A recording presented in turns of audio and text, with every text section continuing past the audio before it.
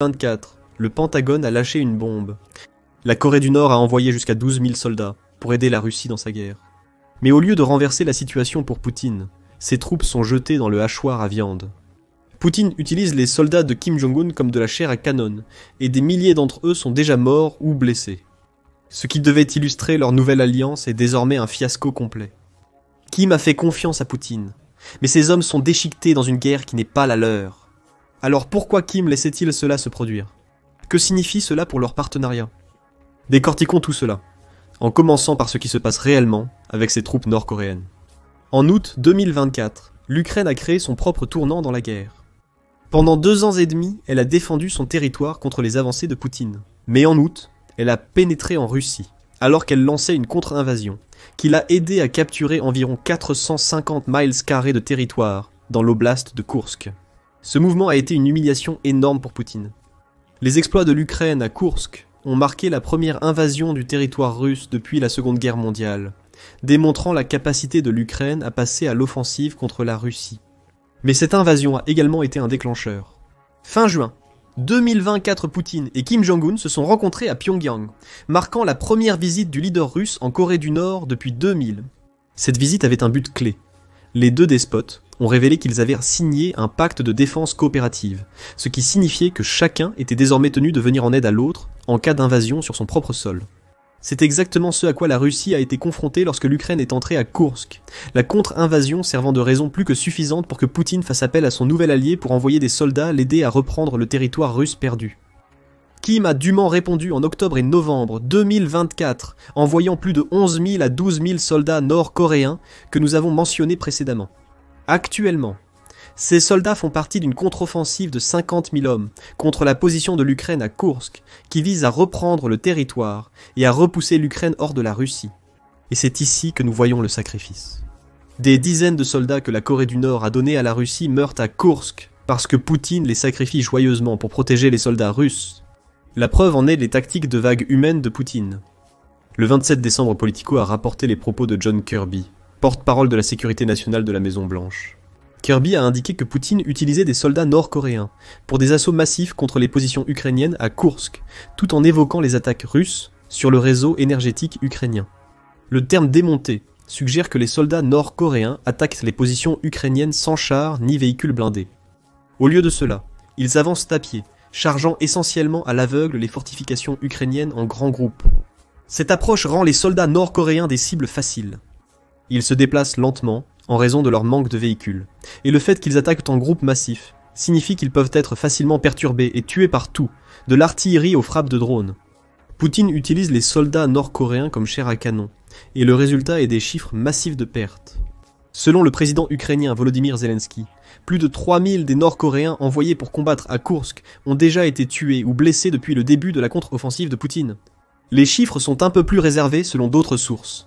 L'état-major conjoint de la Corée du Sud a déclaré que la Corée du Nord avait subi 1100 victimes jusqu'au 23 décembre. Ce jour a marqué le début d'une terrible semaine pour les soldats de la Corée du Nord, Kirby affirmant qu'un millier supplémentaires ont été tués ou blessés entre le 23 et le 27 décembre.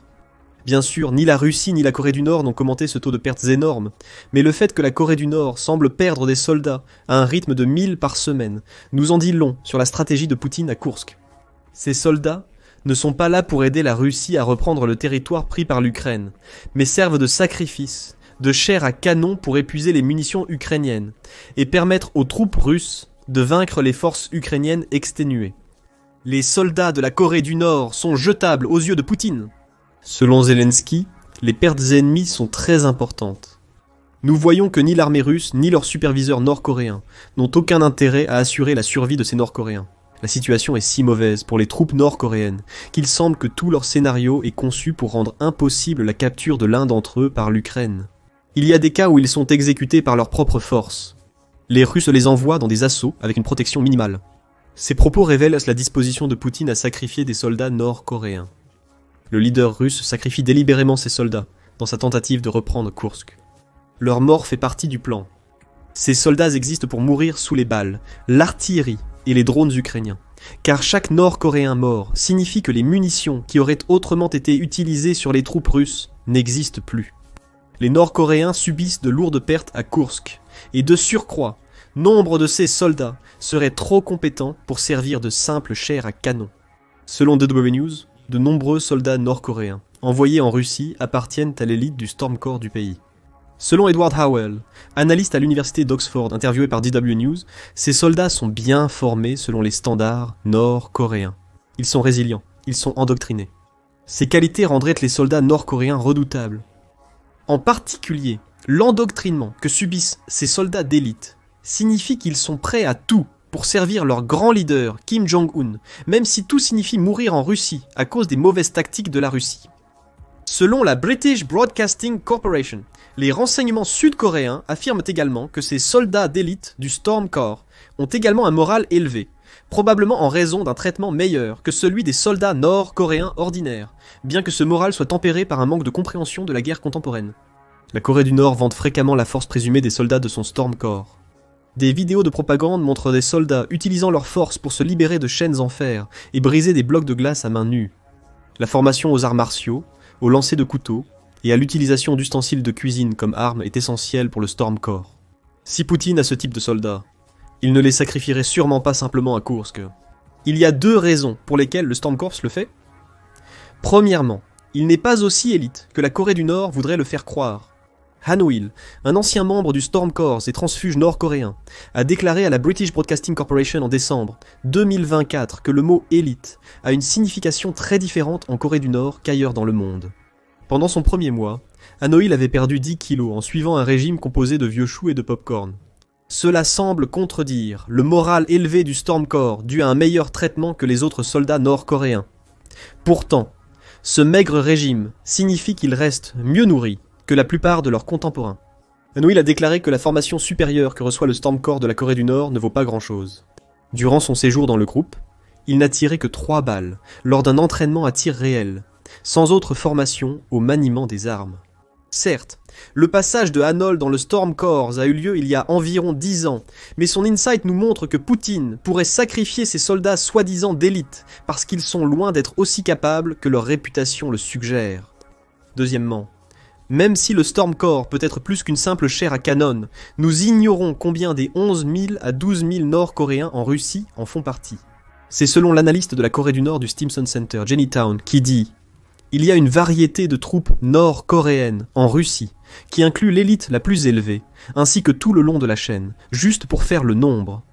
Il est probable que le Storm Corps ne représente qu'une partie des troupes nord-coréennes envoyées en Russie. La plupart sont des soldats de rang. Et si l'entraînement du Storm Corps est tel que le prétend Hanoï, ces soldats n'ont peut-être même pas tiré de balles avant d'être envoyés sur le front de Koursk. Nous comprenons peut-être maintenant pourquoi les soldats de Kim sont sacrifiés à Koursk. Il est clair que Poutine se fiche de ses soldats. Selon Zelensky, Poutine voit les Nord-Coréens comme jetables, une vision qui peut s'expliquer par le fait que les soldats qu'il a reçus sont si mal entraînés qu'ils sont quasiment inutiles sur le champ de bataille de Koursk. Le corps de la tempête est mal nourri et sait à peine comment utiliser des armes à feu, ce qui suggère que les soldats nord-coréens réguliers sont encore pires. Ces troupes sont décimées parce que Poutine ne trouve guère d'autre chose à leur faire que d'absorber des munitions à la place de soldats russes plus compétents. Poutine utilise brutalement les soldats obtenus grâce au pacte de défense coopérative entre la Russie et la Corée du Nord. Et c'est une approche qui nous amène à une autre question. Pourquoi la Corée du Nord permet-elle ces sacrifices ? Si le corps de la tempête représente l'élite de l'armée nord-coréenne, voir autant de ses soldats périr à Koursk ne peut certainement pas bien refléter sur Kim. De plus, chaque soldat perdu exerce un coup évident sur l'armée de la Corée du Nord, surtout quand ce sont soi-disant les meilleurs des meilleurs qui sont perdus. La tolérance de Kim s'explique en partie par le pacte de défense coopérative.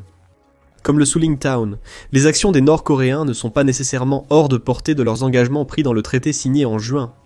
Ils sont tenus par ce traité. Cela suggère que Poutine peut utiliser les forces fournies par la Corée du Nord à sa guise, sacrifiant ses soldats à Koursk. La Corée du Nord cherche à tirer parti de ce traité. Il y a des enjeux plus profonds derrière. On ne peut pas ignorer le moment du pacte de défense coopérative. Le traité a été signé quelques mois avant l'invasion de Koursk par l'Ukraine, plus de 2 ans après le début de l'opération militaire spéciale de Poutine en Russie. Poutine a beaucoup plus à gagner du pacte à court terme qu'une Corée du Nord qui n'est pas en guerre active. Alors, qu'est-ce que Kim obtient en permettant à Poutine de sacrifier ses soldats? Selon Town, la Corée du Nord obtient de tout cela une dette de sang.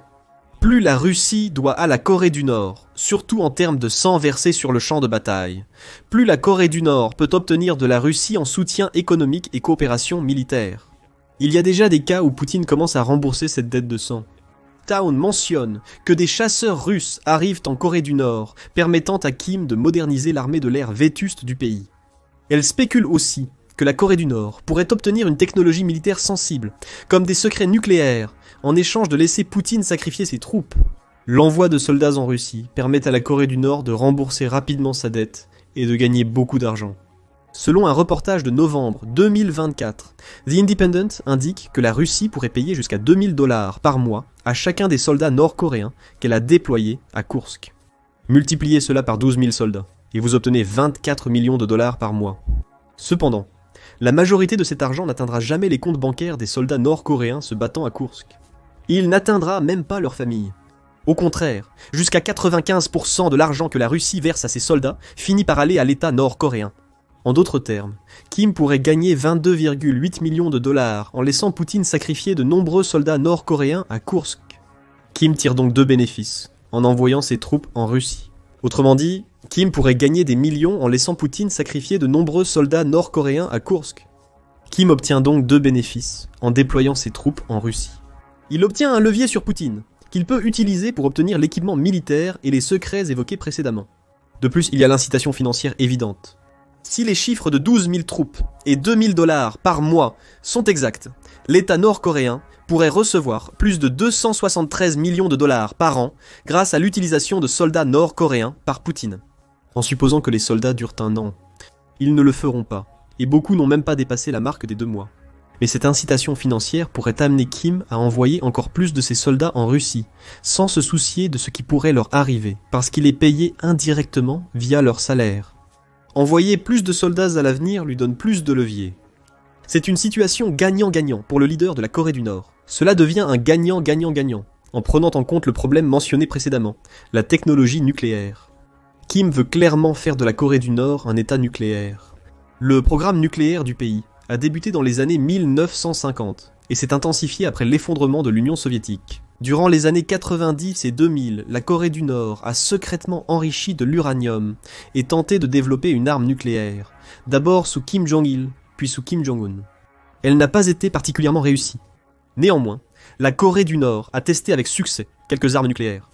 Le plus récent de ces tests a eu lieu en 2017, lorsqu'elle a fait exploser une bombe nucléaire sur le site d'essai de Punggye-ri.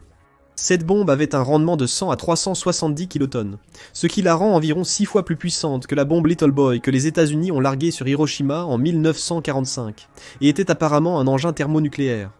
Cependant, peu de progrès ont été réalisés sur le nucléaire nord-coréen depuis. Il a même fermé le site de Punggye-ri en 2018 parce que le test de 2017 a vérifié les capacités nucléaires du pays. Kim a également promis que la Corée du Nord détruirait toutes ses installations d'enrichissement de matière nucléaire cette année-là, bien que la réalisation de cette promesse soit sujette à débat. La British Broadcasting Corporation indique que l'Agence internationale de l'énergie atomique, qui est l'agence de l'énergie atomique des Nations Unies, n'a pas eu accès à ces installations depuis 2009. Selon l'Agence internationale de l'énergie atomique, des images satellites, révèle que la Corée du Nord a redémarré au moins un réacteur précédemment utilisé pour produire du plutonium de qualité militaire. Il semble que Kim ait toujours des ambitions nucléaires, et cela jette un tout nouveau jour sur le pacte de défense coopératif de la Corée du Nord avec la Russie. Selon Edward Howell, dans une interview avec DW News, Kim Jong-un souhaite obtenir une technologie de missile et une technologie militaire avancée. Nous le savions même avant que la relation avec la Russie ne s'intensifie. L'amélioration des capacités nucléaires nord-coréennes pourrait être le principal objectif de Kim. Après tout, la Russie sait construire des armes nucléaires. Elle en a des milliers en stock. Peut-être que Kim est prêt à laisser Poutine sacrifier ses soldats à Koursk, même si la décimation de ses troupes fait mauvaise impression sur l'armée de la Corée du Nord. Il croit peut-être pouvoir obtenir les armes qu'il a toujours désirées.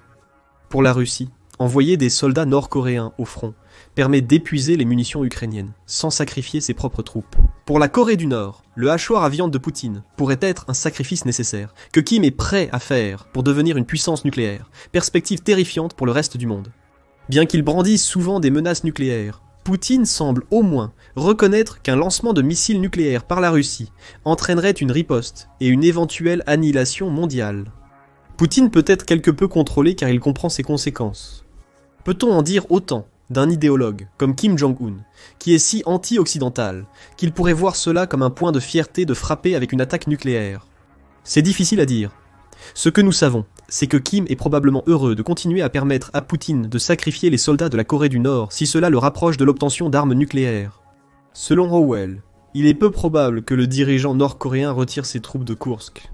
Kim Jong-un veut que la Corée du Nord soit reconnue comme un état nucléaire de facto, déclare Howell à DW News. Une façon de faire cela est de montrer qu'il est totalement engagé dans la guerre russe contre l'Ukraine, en envoyant non seulement des missiles balistiques, non seulement des obus d'artillerie, mais surtout de la main-d'œuvre. Il continuera probablement à le faire, aidé par le fait que l'État nord-coréen recevra environ 90 à 95% des 2000 $ mensuels payés pour chaque soldat envoyé. Nous nous retrouvons donc avec une dernière question. Poutine continuera-t-il à sacrifier des Nord-Coréens à Kursk? La réponse semble être oui. Il n'a aucune raison de ne pas le faire. Kim Jong-un ne va pas l'arrêter, car la Corée du Nord a plus à gagner en influence pour chaque soldat perdu en Russie. Elle peut utiliser cette influence pour obtenir de nouvelles armes, plus d'argent, et, si tout se passe selon les plans de Kim, des armes nucléaires. Pour Poutine, utiliser des soldats non russes comme chair à canon en échange de l'expulsion de l'Ukraine de Kursk peut sembler un échange équitable. Le président russe se positionne à nouveau comme un homme fort auprès de son peuple, renforçant ainsi son contrôle en Russie. Le problème pour Poutine est que sa volonté de sacrifier des soldats nord-coréens signifie qu'il accumule une dette qu'il pourrait ne pas vouloir payer.